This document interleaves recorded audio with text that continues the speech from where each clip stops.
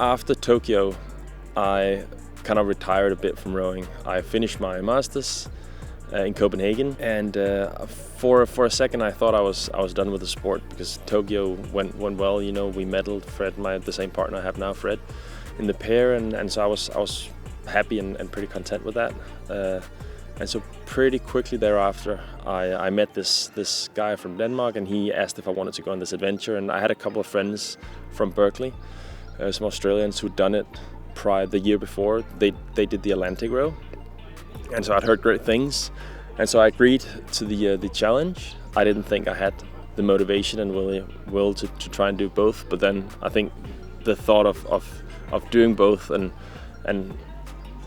kind of push what I think is possible for myself took over, and I asked Fred if he was okay with it in the national team, and if I could kind of try and pursue those things and push those boundaries. So that's what's been motivating me quite a bit to come back to the sport.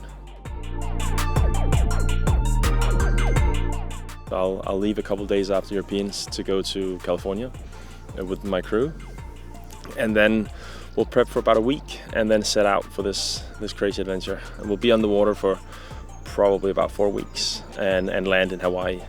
So about 4,800 kilometers of rowing. So that's the immediate plan. Land in Hawaii, kind of early July, and then be back in the boat with my pair partner, ready to train for Worlds.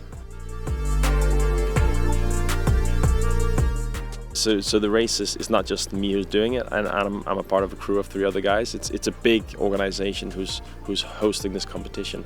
So there is a decent amount of security and education that goes into it. So far, it hasn't really affected us. I think it's been very much in the background, because I did a lot of prep for it kind of the year prior to us really coming back to the sport.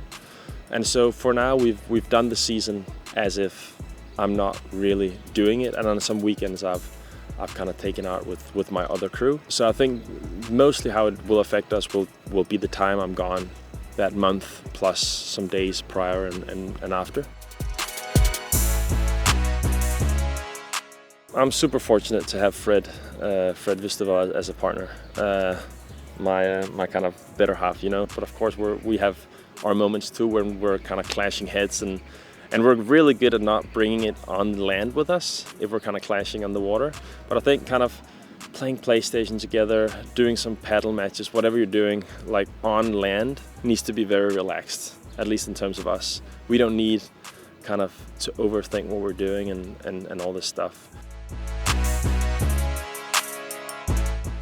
I don't think it'll affect kind of post-World Championships.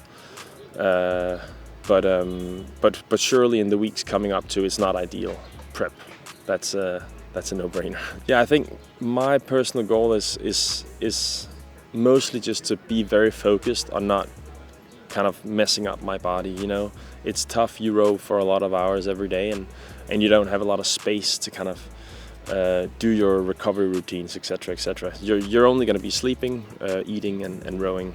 So I think my focus is, of course, to enjoy it. It's a great adventure and it's taking a lot of work, but also really be mindful of my body not breaking down, and still manage to do some training that's kind of more specific, heart rate, etc. out there. So I'm not going to land in Hawaii and just be completely broken. Yeah.